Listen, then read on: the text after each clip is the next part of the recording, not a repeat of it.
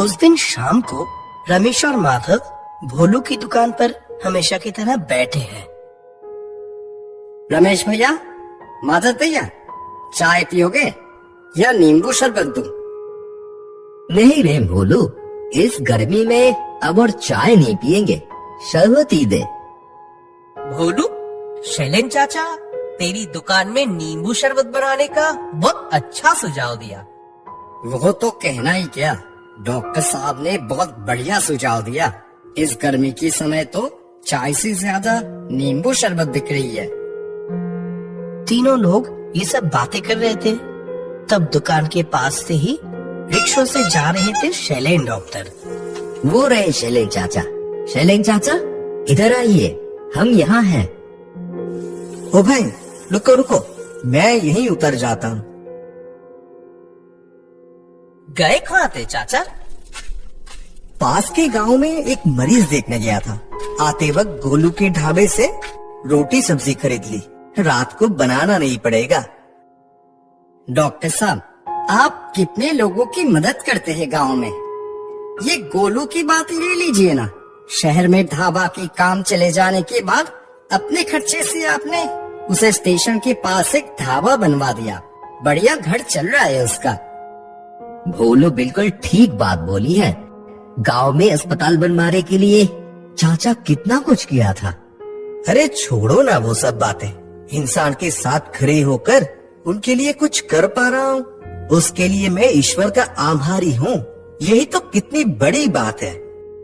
अच्छा छोड़ो ये सब। गोलू के ढाबे की बात सुनकर एक कहानी याद आई। बहुत डरावनी घटना थी वो, सुनोगे क्या?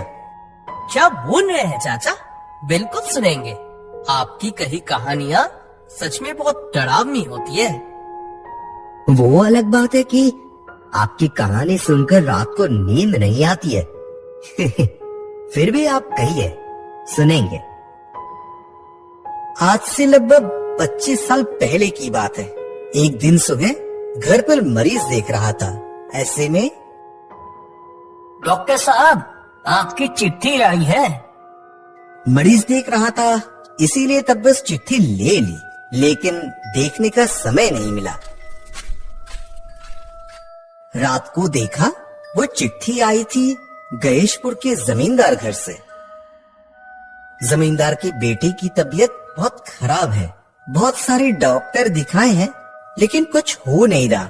मेरी बात बहुत सुनी है, इसीलिए अगर उनके बेटे को देखने जाता तो अच्छा होता।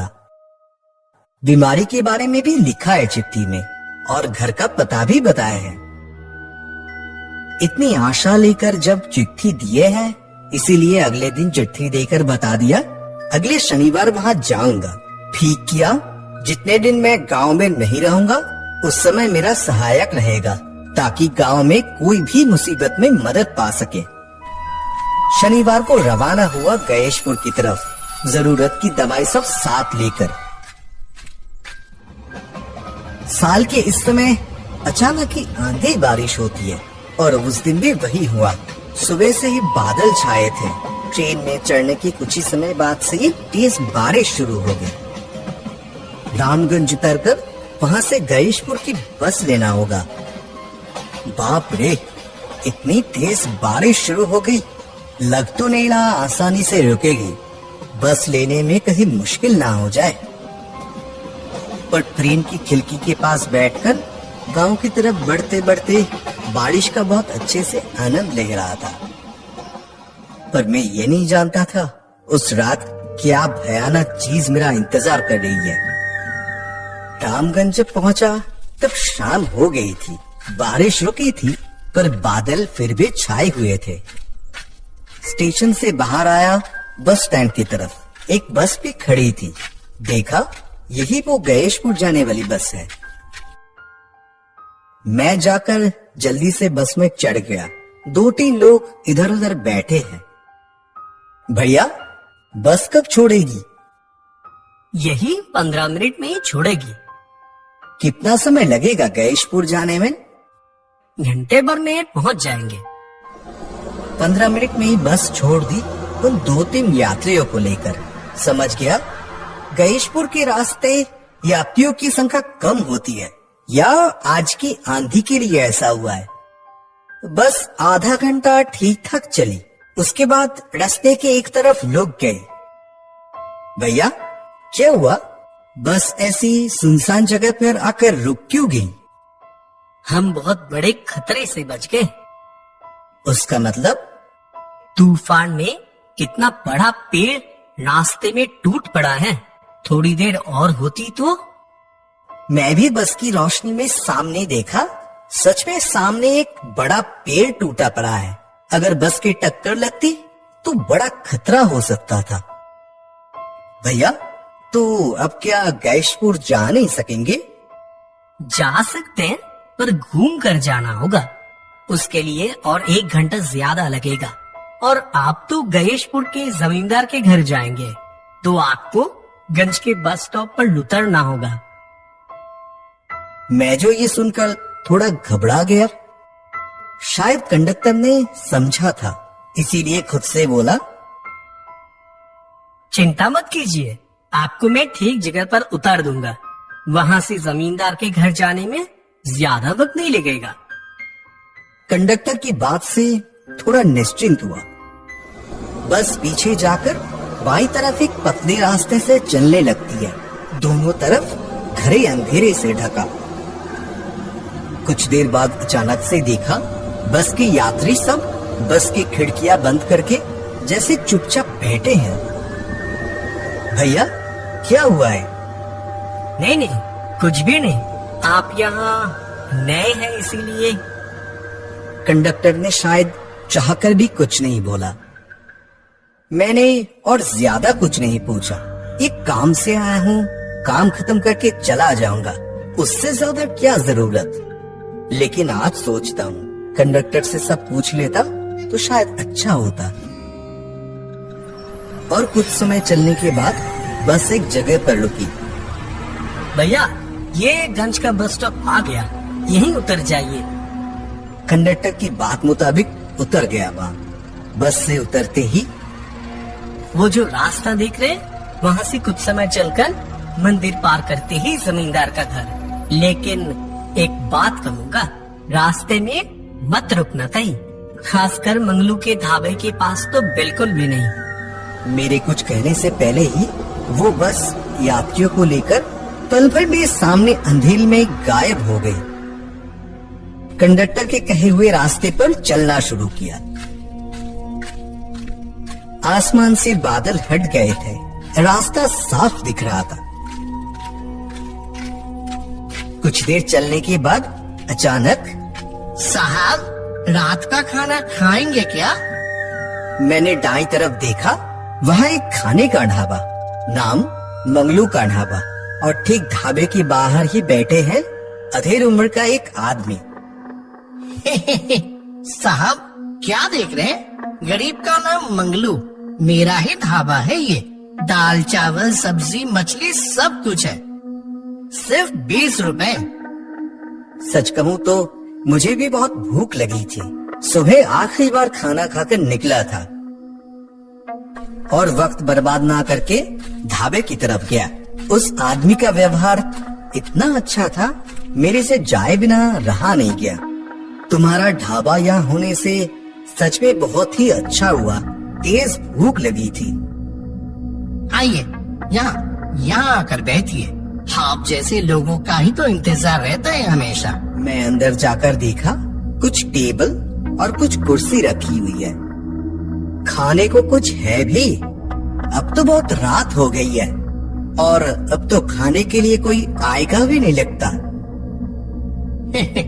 क्या कह रहे हैं? मैंने तो अभी थोड़ी देर पहले ही ढाबा खोला है। थोड़ी देर बाद से ही तो सब खाने आएंगे। आसपास कारखाना है या जमींदार के पहरेदार आते हैं? नहीं तो इतने रात को ऐसी सुनसान जगह पर लोग। नहीं, वो लोग दूसरी जगह रहते हैं। खाने के लालच में रात को आते हैं। मौत का बुलावा जो है। मौत का बुलावा मतलब? वो सब छोड़िए, आप बैठिए, मैं आपके लिए अभी खाना लेके आता हूँ। ये बोलकर मंगलू अंधेरे में कहीं चला गया। बैठा ही था तभी बाहर की तरफ नजर पड़ते ही चौंक गया। देखा 2 कंकाल दुकान के अंदर घुस रहे थे। पलक झपकाने में ही जितना वक्त लगता है उसके बाद ही देखा ये तो धोती पहने हुए गांव के आम लोग हैं। मैंने देखने में इतनी गलती की। वो 2 आदमी रुककर मुझे कुछ समय देखा, थोड़ा हंसकर सामने की टेबल पर बैठे। आज तुम्हारी बारी है, तुम भी हमारे साथ ही रहोगे। इसी बीच मंगलू गर्मा गर्म दाल चावल और सब्जी लेकर आया। साहब इससे शुरू करिए, मछली में थोड़ी देर में ला रहा हूँ। वाह, दाल सब्जी से बहुत अच्छी खुशबू आ रही है। खाइए ना और अच्छा लगेगा। अरे मंगलू, अब हमें भी दो। तुम लोग तो रोज खाते हो, साहब नए आए हैं, थोड़ा ध्यान तो रखना पड़ेगा कि नहीं। मैं भी लालच संभाल नहीं सका, खाना खाना शुरू किया। थोड़ा खाते ही सच में बढ़िया खाना। शहर की तरफ जाए तो मंगलू को हर कोई बुला लेगा। ये स्वीकारना ही होगा, मंगलू के हाथ में जादू है।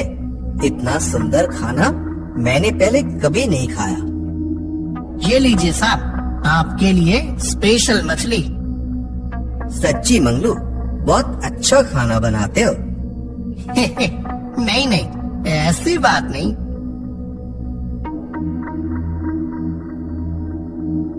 बोलकर मंगलू चला जाता है।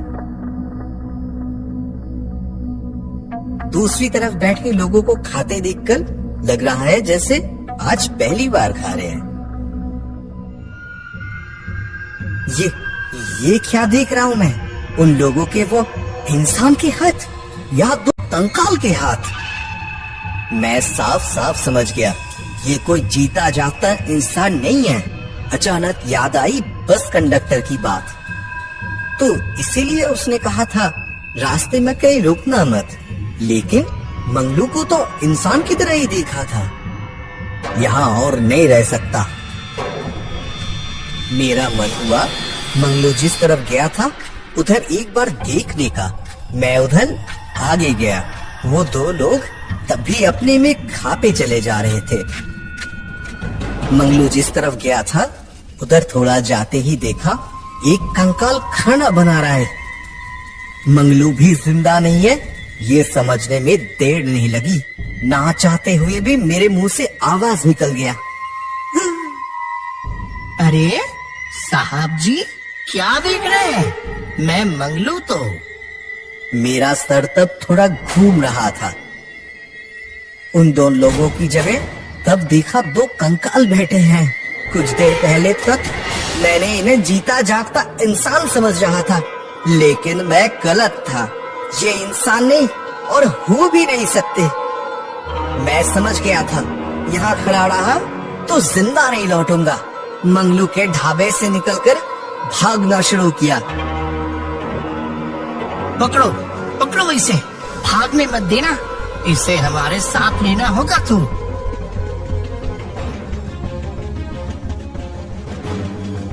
मैं भागे जा रहा हूँ और मेरे पीछे आ रहे थे 2 कंकाल। बहुत डर से मेरा सर चकरा रहा है। ज्यादा देर में भाग नहीं पाऊंगा। भागते भागते सामने देखा एक रोशनी सी दिखाई दे रही है। क्या है ठीक से समझ नहीं पाया। सब कुछ जैसे धुंधला सा दिख रहा है।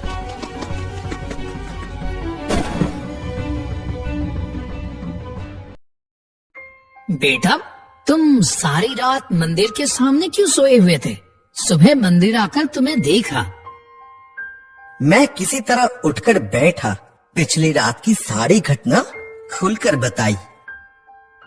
वो ब्राह्मण सब सुनकर अपना परिचय दिया और कहा, भगवान ने तुम्हें बचाया है। यहाँ आकर बेहोश हुए, इसीलिए वो अशुभ शक्ति तुम्हारा कुछ नहीं कर पाया। तुम्हारे माँ बाप की आशीर्वाद है तुम्हारे ऊपर। आज से कुछ साल पहले मंगलू नाम का एक आदमी वहाँ ढाबा खोला था। उसके हाथ के खाने में सचमुच जादू था। कुछ ही दिनों में ही उसका नाम चारों तरफ फैल गया। सुबह शाम हर वक्त उसके ढाबे में भीड़ लगी रहती थी। लेकिन एक इंसान का भला ज्यादा दिन दूसरा नहीं देख सकता। कुछ शैतान लोगों ने एक दिन उसके बनाए हुए खाने में जहर मिला दिया। गांव के कुछ लोग वो खाकर मर गया और उन बेईमानों ने कहा कि मंगलू ने जानबूझकर जहर मिलाया है। एक दिन रात को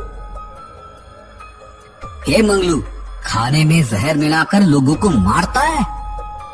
विश्वास कीजिए, मैंने ऐसा नहीं किया। मैं तो लोगों को खिलाना पसंद करता हूँ। और वहाँ चुप कर धोखेबाज, आज तुझे नहीं छोड़ूंगा। गांव के लोग अपनों को खोने के दर्द में मंगलू को वहाँ जिंदा जला देते हैं। मंगलू जब जल रहा था तब वो चिल्लाकर बोला था, मैं फिर आऊंगा। मंगलू का ढाबा कभी बंद नहीं होगा। लेकिन मरने के बाद मंगलू आज भी स्वादिष्ट खाना बनाता है और इसके लालच में आते हैं वो मरे हुए लोग। वो जिंदा लोगों को भी मारकर अपने साथ लेना चाहते हैं, लेकिन तुम बहुत बड़े खतरे से बच गए। अब कोई चिंता की बात नहीं, लेकिन रात को इधर कभी मत आना। मैंने ईश्वर और माता पिता को प्रणाम करके जमींदार के घर की तरफ चलने लगा। सारी घटना सुनकर रमेश और माधव बोल उठते हैं, सच में शैलेन चाचा, आपकी जिंदगी की कहानियाँ एक से बढ़कर एक और भी भयानक होती है। अगले दिन एक और कहानी सुनने के लिए तैयार है ना?